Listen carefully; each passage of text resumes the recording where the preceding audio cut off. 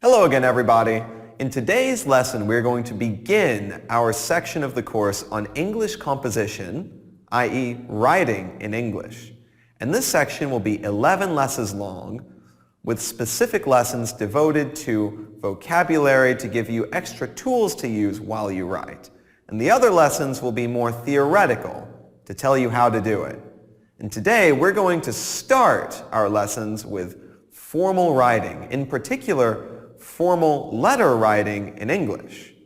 Now, why do we have to write a formal letter in English? Normally, a formal letter is written when you do not know the recipient. Here, this person has never been introduced to you. They don't know you. They wouldn't know Chris Reese from John Doe. So in this case, your formal letter is your introduction as well. This lets the other person know everything that they think they need to know about you. And it's important to use proper formal language in these cases to make a good first impression. Now, formal letters can be written for a variety of reasons. For example, to present information, or to make a request or an inquiry, as well as to recommend someone or something, as well as a few less pleasant things, like to complain or to apologize. Now, it's very, very important when you're writing a formal letter that you keep in mind who your audience is. Because while we say formal letters, there are different degrees of formality. Do you need to be semi-formal? Do you need to be just very, very formal, so much that you are constantly speaking in formal English? And all of this will be determined by who is receiving your letter. Who is your audience? They determine what the tone is.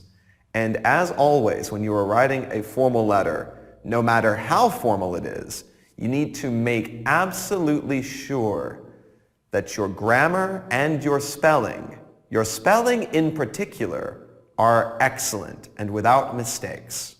So I've talked a lot so far about how important formal writing is.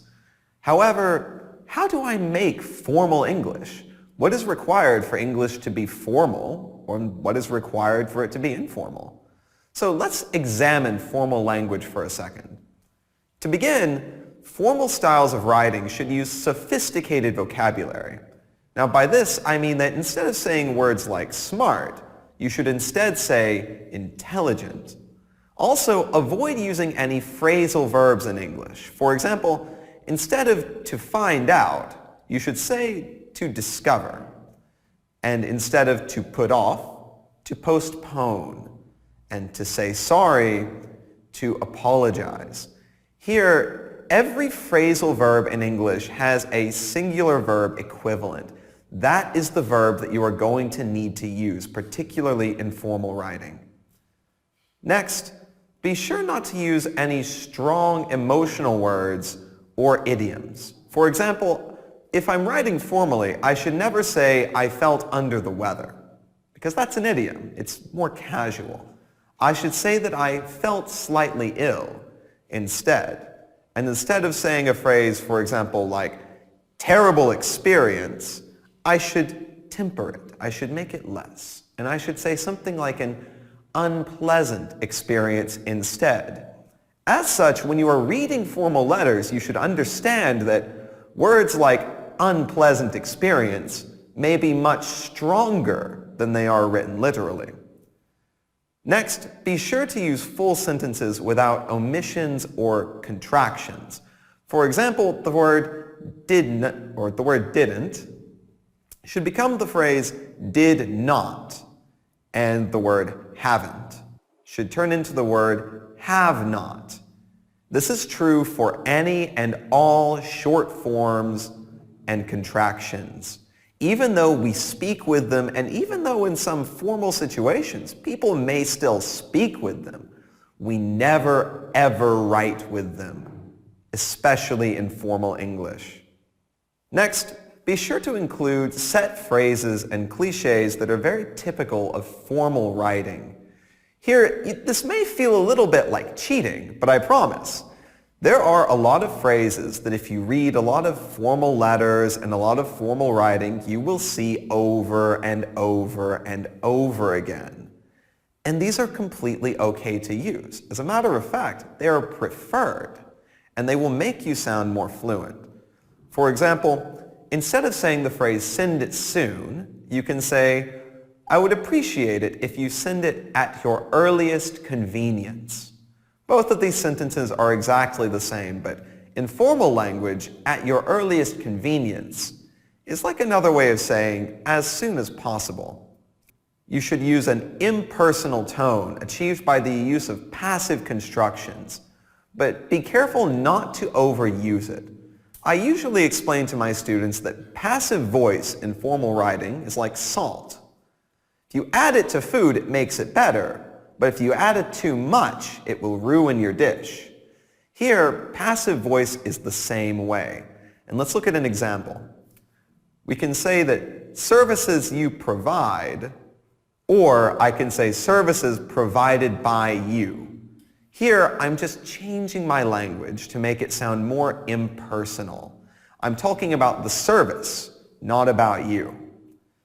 And finally, we use formal linking words and conjunctions and transition words. Instead of simply and, but, and or, there are many more words that we can use in English, such as instead of anyways, we would say nevertheless. And instead of also, we would change to in addition. And finally, instead of but, it's much more common to say however. Using these formal conjunctions will make your letters sound much more professional and much more formal. Now, you should also know that formal letters also have a very particular layout. Now, let's look at this layout in a little bit more detail. First, you should know that your address should be written in the top right corner. And the address of the person you are writing to, similarly, should be on the left, slightly lower than yours. Next, the date should be displayed right below your address on the right. And the greeting should be on the left, just beneath the date. Then follows the main body of your letter, which as a rule consists of several paragraphs, usually somewhere between 3 and 5. After the main body, you will sign off your letter with the appropriate closing line, or with an appropriate closing line. And finally, you put your signature and your name on the left. Now, be sure when you are at the exam to read this task carefully, because most likely you will not be required to address your letter, i.e., the first part, your address and their address, will not be necessary. Now, let's consider the structure of a formal letter in a little bit more detail. When we begin our letter, first we need to decide on the appropriate greeting. Now, if you don't know the name and or the gender of the recipient, it's best to use the greeting "Dear Sir" or "Madam," or "Dear Sir" or "Ma'am." Now, pay attention to the comma at the end of this greeting, "Dear Sir" or "Ma'am," or "Dear Sir" or "Madam," comma. And if you are writing to someone with a name, "Dear John," it works the same, with a comma. Now, you may also use a colon after this. However, using a colon after your greeting makes your letter very, very, very formal. Too formal for most situations. And it's typically only used in very important letters, like the kind you receive from the government, or for complaints. In your writing task, it will most likely be too formal, even for a formal letter.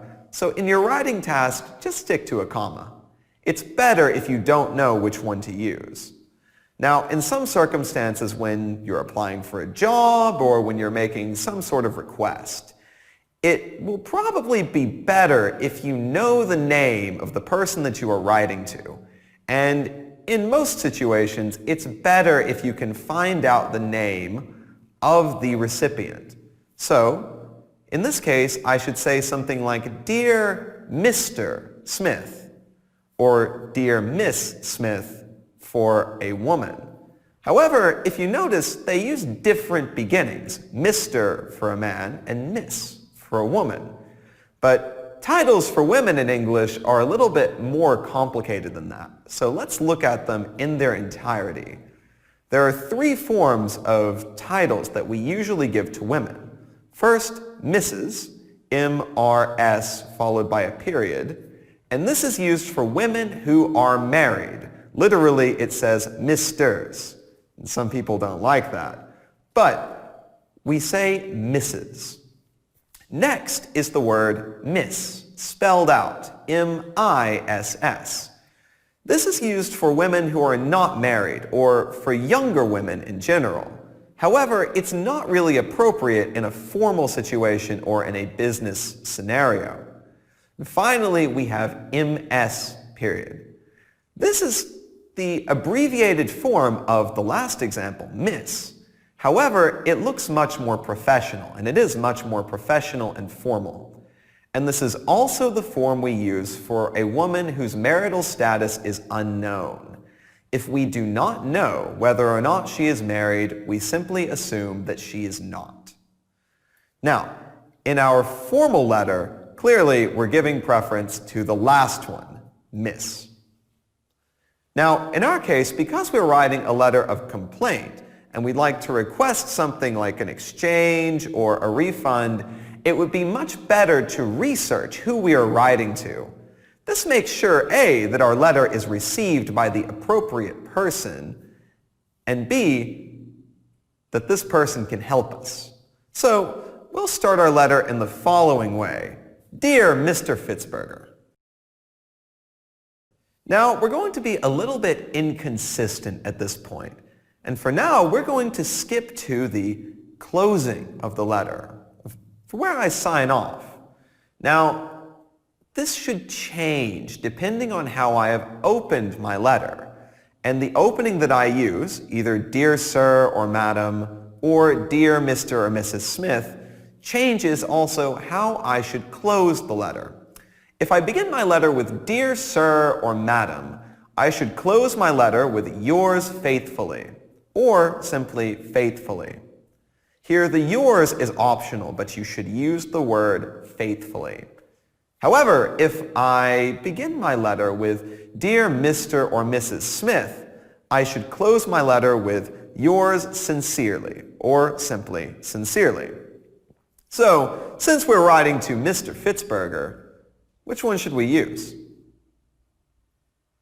Right. Since we're writing to Mr. Fitzberger, we should say, Yours sincerely.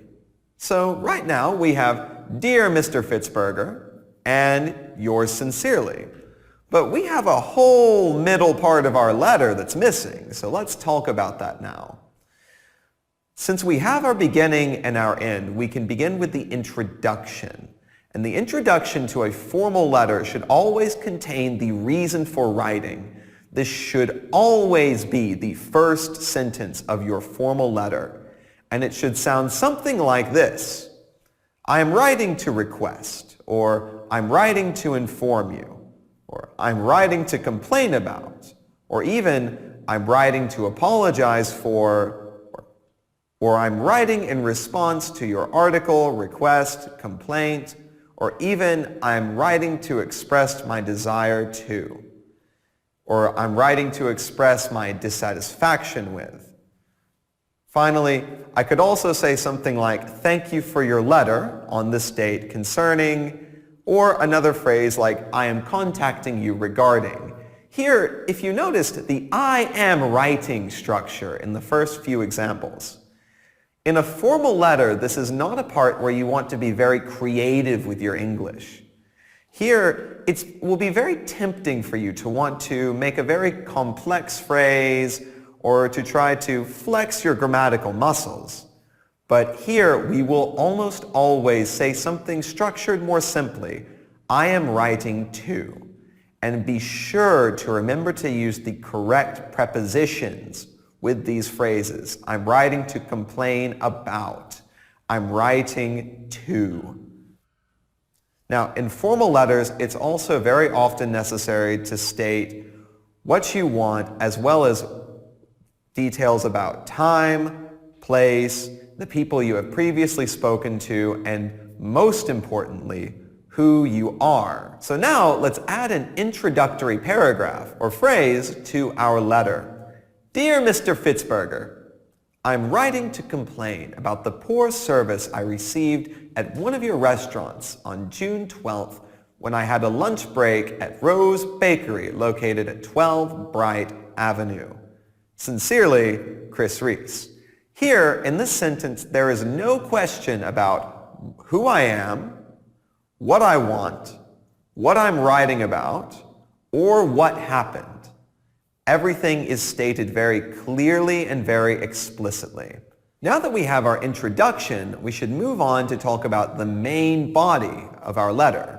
The main body of our letter is going to contain detailed information explaining what happened, and it needs to be organized in the following way. First, I need to arrange it in paragraphs, where each point that I want to make is its own self-contained separate paragraph. Point A goes in paragraph A, and point B goes in paragraph B. Now, after your main point, these paragraphs should be filled with supporting details about your point. And it may be necessary to add examples or supporting evidence to really prove your point or to really let the reader understand your information. So, let's talk about how we can continue our letter.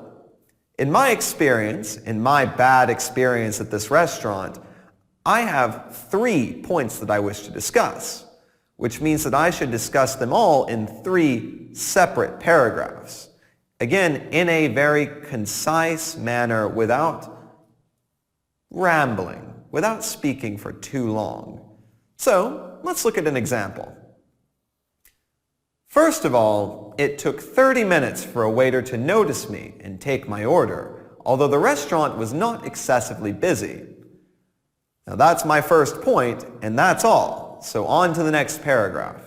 When the food finally arrived, it turned out the waiter brought me business lunch 3 instead of 2. It would not have been such a problem if I were not allergic to nuts, which, as you probably know, are contained in one of the dishes in business lunch 2. Now here, my paragraph is only 2 sentences really, but that's okay. It's a self-contained point. It's everything I want to say about point 2. So on to paragraph 3. After I explained the problem, the waiter was unexpectedly rude. He refused to change the lunch, but at the same time included it in my bill. Unfortunately, due to the great variety of reasons and types of formal letters that can be written, it's not very easy to include set phrases or cliches that you can include during the body paragraph. This is the part of the letter that you're really going to have to write yourself. And depending on who you are writing to, the main body will change as well. Now, finally, let's look at our conclusion. In the conclusion of our letter, I need to do a few things. First, I want to summarize the main body very shortly in 1 or 2 sentences, as well as outlining any actions that I want the recipient to take. Now this part is very, very important, and a lot of people, including native speakers, will forget to do this, but it is imperative that you include an action or a request or what you expect at the end of your letter. You may also want to express your gratitude or to make an apology as well, depending on, again, what kind of letter you are writing. Now, unlike the main body, there are some set phrases here that we can use to help us write the conclusion. And let's look at a few of these. First, thank you for taking this into consideration. Next, I would be most grateful if you would look into this matter as soon as possible. Another phrase, I hope that you will give this matter your urgent attention, as well as I appreciate any feedback that you may have. And some more phrases to help you. Feel free to contact me by phone or email, as well as please do not hesitate to contact me should you require further information. I look forward to hearing from you, and please find attached. Now, when you use these, you are not limited to just one. Many letters will use 2 or 3 or maybe even more of these phrases in the conclusion, depending on what it is trying to do. So now let's finish off our letter. Dear Mr. Fitzberger, as a result, I left the restaurant hungry and in a bad mood.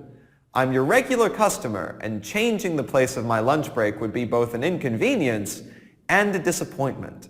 I hope you will give this issue your consideration and will take the opinion of your customers into account. Sincerely, Chris Reese. And that's it for today. Review this lesson a couple times and try writing your own formal letters using the tips provided and using the examples that we have provided with this lesson. You can always read the full letter of complaint found in the attachments with this lesson, and I highly recommend that you examine this letter very closely for its format and for the language that it uses, because in formal letters, the language really doesn't change that much. So, review the materials, and I'll see you in the next lesson. Bye.